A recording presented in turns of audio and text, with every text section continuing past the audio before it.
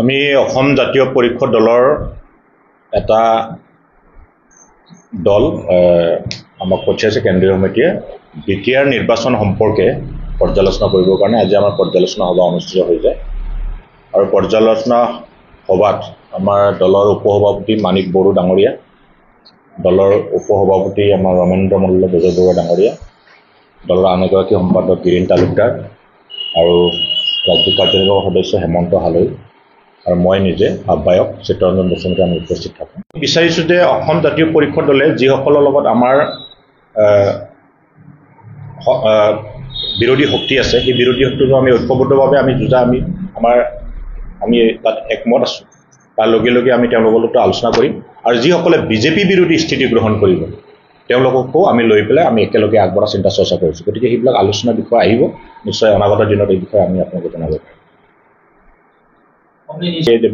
বিটিআৰত শান্তি আহিলে, বিটিআৰত বহুত উন্নতি হৈছে, কিন্তু প্ৰকৃততে বিজেপিয়ে তেওঁলোকৰ এজেণ্ট সোমাই যিবিলাক ইয়াত জনসাধাৰণৰ যিবিলাক সা সুবিধা পাব লাগিছিল বা ইয়াত যিখিনি ঠিকা টুকুলি পাব লাগিছিল সেই ঠিকা টুকুলিবিলাক ইয়াৰ স্থানীয় মানুহে নাপায়, বিটিআৰ অঞ্চলৰ মানুহে নাপায়।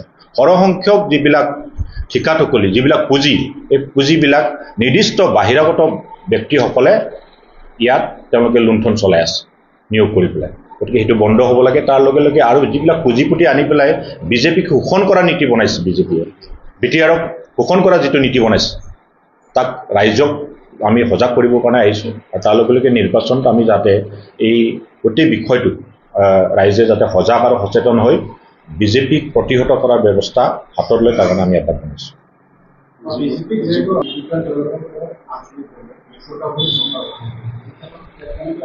চাওক, বড়ো জাতীয়তাবাদটো যেতিয়া দুভাগ কৰিলে বিজেপিয়ে কৌশল কৰি আৰু দুভাগ হোৱাৰ লগে লগে বিজেপিয়ে UPPৰ লগত চৰকাৰ বনাইছে, কিন্তু আগতে যিটো জাতীয়তাবাদ বড়ো জাতীয়তাবাদটো শক্তিশালী আছিল আপোনালোকে সকলোৱে দেখিছে। এতিয়া বিভাজন অনাৰ পাছত তেওঁলোকে দুৰ্বল হৈছে।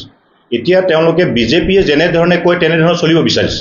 গতিকে তেওঁলোকে যদি মুক্তভাৱে বড়ো জাতীয়তাবাদটো শক্তিশালী কৰিবৰ কাৰণে বা বিটিআৰৰ উন্নতি যদি বিচাৰে তেতিয়াহ'লে বিজেপিক প্ৰতিহত কৰিব লাগিব।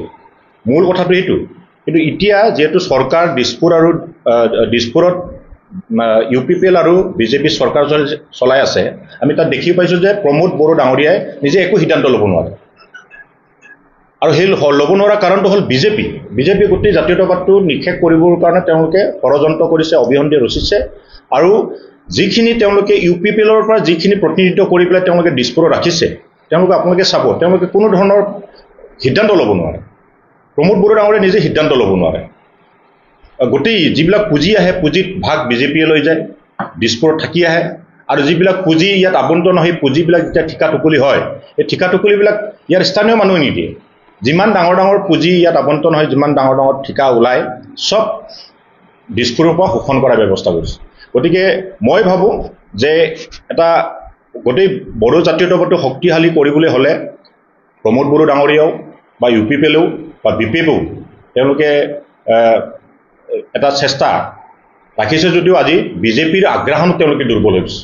গতিকে তাৰ পৰা মুক্ত হ'বলৈ হ'লে ইয়াত আঞ্চলিকতা প্ৰতিষ্ঠা হ'ব লাগিব শক্তিশালীভাৱে, সকলো জাতি জনগোষ্ঠী যাতে ঐক্যবদ্ধভাৱে, সকলোৱে সুৰক্ষিতভাৱে, সকলোৱে যাতে অধিকাৰৰ পৰা বঞ্চিত নোহোৱাকৈ অধিকাৰ পাবলৈ কাৰণে সক্ষম হয় তাৰ কাৰণে ব্যৱস্থা ল'ব লাগিব। মই ভাবোঁ কোকৰাঝাৰ জিলা, চিৰাং জিলা আৰু বাক্সা এই তিনিখন জিলাৰ লগত ইতিমধ্যে আলোচনাত আমি মিলিত হৈছোঁ আৰু আগন্তুক বিটিআৰ নিৰ্বাচন সম্পৰ্কে বিতংভাৱে আমি পৰ্যালোচনা কৰোঁ আৰু বিতংভাৱে পৰ্যালোচনা কৰি আমি আগন্তুক বিটিআৰ নিৰ্বাচনত কেনেকৈ আমি অংশগ্ৰহণ কৰিম সেই বিষয়ে আমি পৰ্যালোচনা কৰোঁ আৰু সেই পৰ্যালোচনাত আমি নিৰ্বাচনত প্ৰতিদ্বন্দ্বিতা কৰিবৰ কাৰণে আমি থিৰাং কৰিছোঁ। গতিকে আগন্তুক বিটিআৰ নিৰ্বাচনত অসম জাতীয় পৰিষদ দলে 40টা সমষ্টি যিটো আছে সেই 40টা সমষ্টিত যিখিনি আমি পাৰোঁ সেই সমষ্টিত আমি শক্তিশালীভাৱে প্ৰতিদ্বন্দ্বিতা কৰিবৰ কাৰণে সিদ্ধান্ত লৈছোঁ আৰু তাৰে ভিতৰত বিশেষকৈ আমি বিজেপি দলক প্ৰতিহত কৰিবৰ কাৰণে আমি মূল লক্ষ্য হিচাপে ৰাখিছোঁ। যিহেতু বিজেপিয়ে বিটিআৰক এটা ক্ষীৰতী গায়ৰ নিচিনা ব্যৱহাৰ কৰি আহিছে আৰু বিটিআৰ অঞ্চলত থকা আঞ্চলিক দলবিলাক মুখিমূৰ কৰি বিভাজন আনি তেওঁলোকে এটা আঞ্চলিকতাবাদটো নিষেধ কৰিবৰ কাৰণে এটা অভিসন্ধি ৰচিছে আৰু সেই অবিসন্ধিক প্ৰতিহত কৰিবৰ কাৰণে বিশেষকৈ বিটিআৰ অঞ্চলত বসবাস কৰা বড়ো জাতীয়তাবাদৰ লগতে বসবাস কৰা বিভিন্ন জাতি জনগোষ্ঠীক ঐক্যবদ্ধভাৱে বিজেপি বিৰোধী স্থিতি ল'বলৈ কাৰণে আমি অসম জাতীয়তাবাদী পৰিষদ দলে আমি আহ্বান জনাব বিচাৰিছোঁ। তাৰ লগে লগে বিটিআৰত আমি বিচাৰোঁ যে বড়ো জাতীয়তাবাদৰ লগতে আঞ্চলিক শক্তিটো যাতে অক্ষুণ্ণ থাকে, কিন্তু বিজেপিয়ে বড়ো জাতীয়তাবাদৰ মাজত তেওঁলোকে বিভাজন আনি যি তেওঁলোকে দমনমূলক বা তেওঁলোকে ব্লেকমেইলিঙৰ যিটো ৰাজনীতি কৰিছে, সেই ৰাজনীতিটো আমি যাতে এই বিটিআৰ নিৰ্বাচনত তেখেতসকলক আমি প্ৰত্যুত্তৰ দিব পাৰোঁ, তাৰ কাৰণে আমি সকলোক টঙালি বান্ধিছোঁ। শক্তি বিপিএফ আৰু ইউপিপিএলক আহ্বান একত্ৰিত হ'বলৈ কাৰণে এটা প্ৰচেষ্টা দীপেন বড়োৰ উদ্যোগ লৈছে বা তেওঁ আহ্বান জনাই আছে।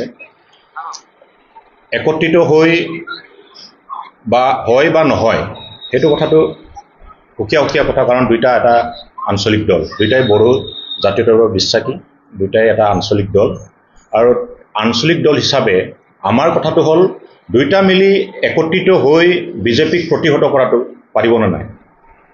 একত্ৰিত হৈ বিজেপিক প্ৰতিহত কৰিব পাৰেনে সুকীয়া থাকিয়ে বিজেপিক প্ৰতিহত কৰিব পাৰে, যাতে ইয়াত আঞ্চলিকতাবাদটো অক্ষুণ্ণ ৰখাৰ ক্ষেত্ৰত যি হয় সেইটো আমিও কামনা কৰোঁ, কিন্তু কথাটো হ'ল বিজেপি বিৰোধী স্থিতি ল'ব নাই, এই কথাটো মূল কথা।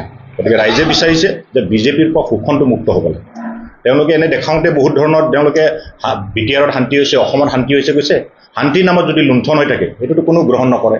শান্তিৰ নামত শান্তি আনিছে বুলি তেওঁলোকে যদি লুণ্ঠন শোষণ কৰি থাকে সেইটো ৰাইজে এইটো গ্ৰহণ নকৰে। গতিকে এই শোষণ আৰু লুণ্ঠনৰ পৰা মুক্ত হ'বলৈ হ'লে বিজেপিক প্ৰতিহত কৰিব লাগিব, আৰু তেওঁলোকে শান্তি আনাৰ নামত যদি শোষণ আৰু লুণ্ঠন কৰি থাকে এটা দিনত আকৌ বিস্ফোৰণ হ'ব, আকৌ মানে ইয়াত হিংসাত্মক তেনেকুৱা পন্থা ল'ব। গতিকে যাতে সেইটো নহওক সেইকাৰণে শোষণ আৰু লুণ্ঠনটো বন্ধ কৰিবলৈ হ'লে বিজেপিক ইয়াৰ পৰা প্ৰতিহত কৰিব লাগিব।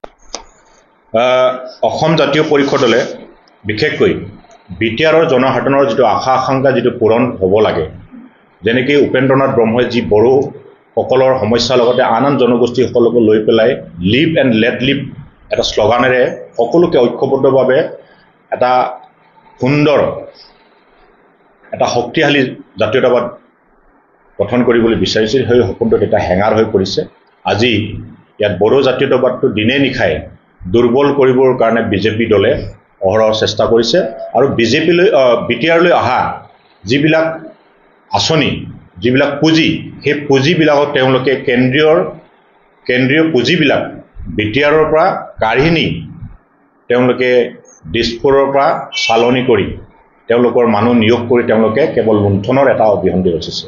গতিকে এই লুণ্ঠন বন্ধ কৰিবৰ কাৰণে এই নিৰ্বাচনত ৰাইজে বিজেপি বিৰোধী স্থিতি হ'বলৈ কাৰণে যাতে লয় তাৰ কাৰণে আমি আহ্বান জনাইছোঁ।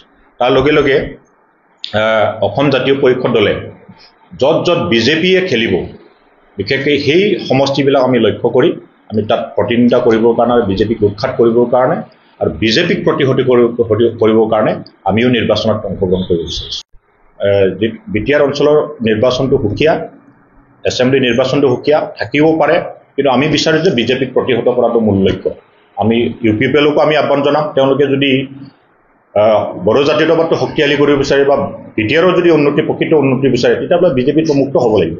আমি আহ্বান জনাইছোঁ যে ইউপিপিএলে যাতে বিজেপিৰ পৰা মুক্ত হয়। নিশ্চয় আমাৰ দৰ্জা খোলা আছে, বা যদি আমাক বিচাৰে যে বিজেপিক প্ৰতিহত কৰাৰ স্বাৰ্থত যদি ঐক্যবদ্ধ হ'ব বিচাৰে নিশ্চয় আমি আলোচনা কৰিম আৰু ঐক্যবদ্ধভাৱে আগবাঢ়িম।